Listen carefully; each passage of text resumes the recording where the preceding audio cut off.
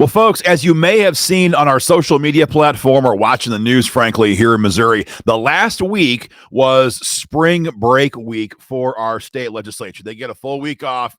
They call it spring break.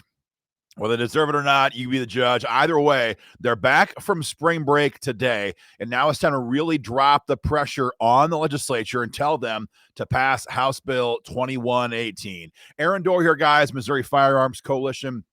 A lot of people are asking us the details on what this bill does. We're going to break it down for you again in today's video. But whatever else you do, if you're pressed for time today, whatever else you do this. We've already passed the bill through the Government Oversight Committee, and now the bill is in the Rules Committee. We have a link beneath this video. Take 30 seconds and send your email to the committee. It's an automatic process. It goes to the entire committee. One click, you're done. It takes 30 seconds. So if you're low on time, whatever else you do, fire off that email right away. Missouri has stand your ground law. It's true. We passed it in 2016 as part of our fight to pass constitutional carry into law in the Capitol. But what we don't have are the upgrades, frankly, that make stand your ground law actually work well for gun owners here in Missouri. The biggest problem we have right now is that, unlike so many other states, here in Missouri, if you're involved in a self-defense situation or you threaten someone in a self-defense situation with your firearm, you are presumed guilty. You have to make your case in court. You have to go back into court and convince a jury that what you did was appropriate force, that you are innocent of criminal charges. But that destroys the idea that we're innocent until we're proven guilty. This is America, after all, and we uphold that concept in our laws. But when it comes to Missouri and self-defense, when you are involved in a self-defense situation, you need to prove your innocence. You are not presumed innocent, again, here in Missouri. Now, 16 states have already done this. Blue states, red states, dozens of states have already done this. And it's time Missouri does the same thing as well. If we do this, if we switch that presumption from we're all presumed guilty to we're all presumed innocent, what that does is it just gives a better, more fair, more level playing field for gun owners in the wake of a self-defense shooting. No one is saying, despite what the radical left and the media is saying in Jeff City, no one is trying to push a bill that would make it easier for murderers to walk. Quite the contrary.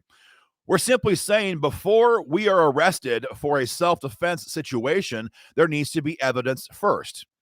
That's what House Bill 2118 specifies. It says before the PA can bring a charge, there needs to be probable cause that the force that we used was unlawful.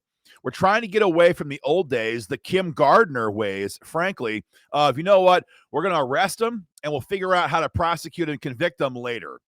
That's crap. That's not how America is founded. We are innocent until they can prove us guilty. That's what HB 2118 would do. It gives that presumption back to we the people. But it also deals with civil protections. Civil protections.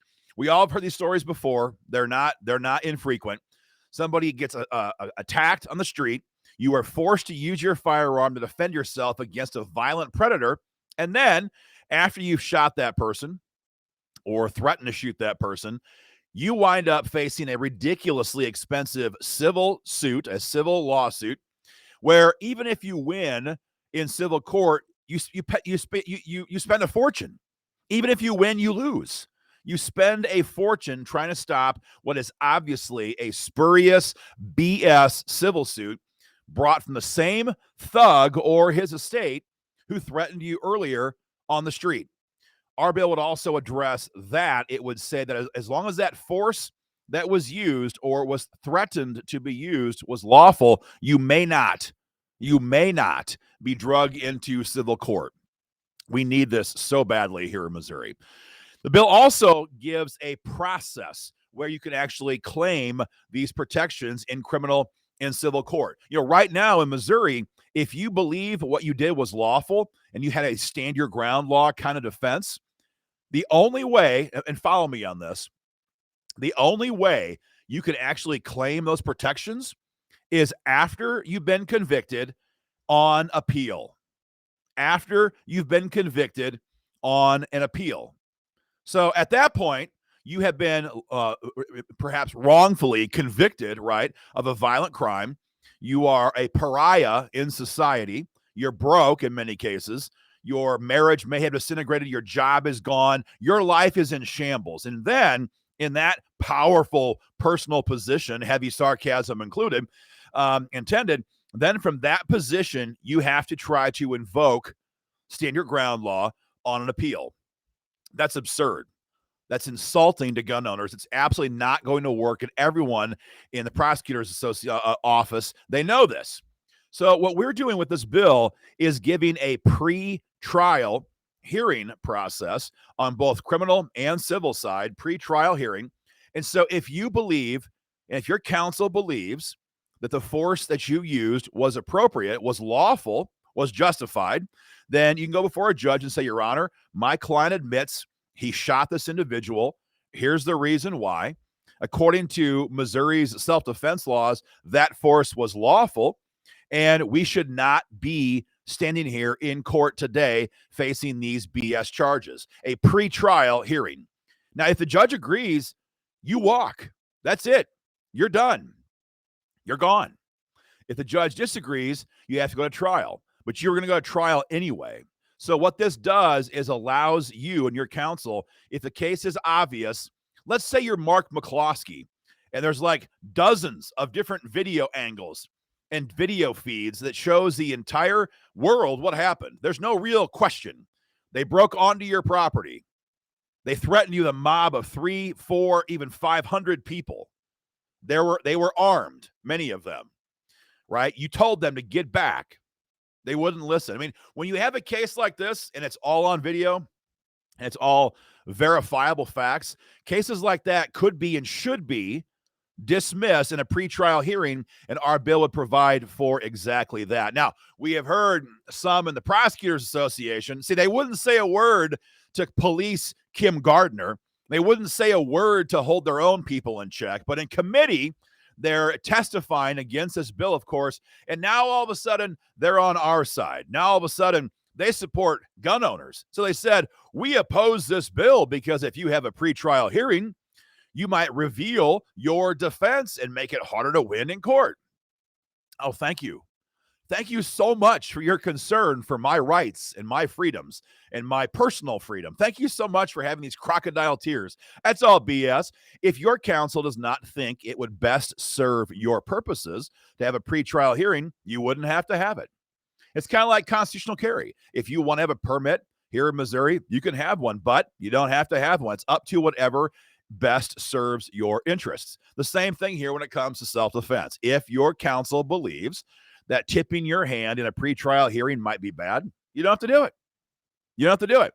But in a day and age when so many of our public activities are captured on video, maybe it's an in-car camera on a squad car, maybe it's a parking lot surveillance camera, it could be someone's Ring doorbell on the front of their home. In a day and age when so much of what we do in public is captured on video, there's a strong chance that what you did or what you were forced to do may be captured on video. And in such cases, it may be very obvious, maybe very easy to go before a judge and say, this charge is BS. I shouldn't be here. We have the presumption of innocence. The law is on my side. This charge is crap.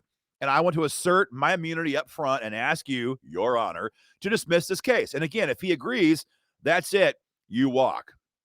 So guys, this would take Missouri's very porous self-defense laws and give us strong protections in civil and, more importantly, perhaps in criminal court. But we first have to pass the bill. We have to pass the bill. We've got through the Government Oversight Committee. We're very pleased with that. Now the bill is in the House Rules Committee. And again, they're back from spring break today. It's time to get on, get off their tail and get to work. It's work time. It's go time. So fire off that email, guys, to the entire committee and tell them we want action on this bill. I'll tell you this. The really interesting dynamic with this legislation is that it has caused a division amongst the Democratic caucus in Jeff City.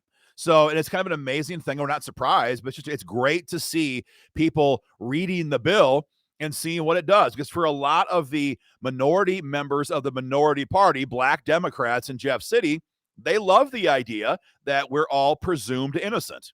Because what I said on your behalf in committee is 100% correct. The fact is, this bill treats a rich, affluent, white, soccer mom woman in Springfield with the same legal protections that it does grant to a poor, black teenager in the streets of St. Louis. And that presumption of innocence appeals to many of the black Democrats in St. Louis. We hear that from, I'm sorry, in Jeff City. We hear it from all kinds of sources right now in Jeff City. On the contrary, all of the woke white Democrat members in Jeff City, we're told, hate this bill because they hate freedom, and they always like to use minorities to secure their reelections. But here, when they have a chance to pass a bill to protect them, they are trying to run away from it as fast as they can. So, guys, there is pressure building. You are causing that pressure.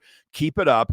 Fire off your email right away. It's automatic, takes 30 seconds, goes to the entire rules committee, and tell them we want this bill to move. We want to move right away. And guys, if you can, donate today. These are major fights. We're spending major money on this and our fight to protect SEPA in federal court. So donate if you can.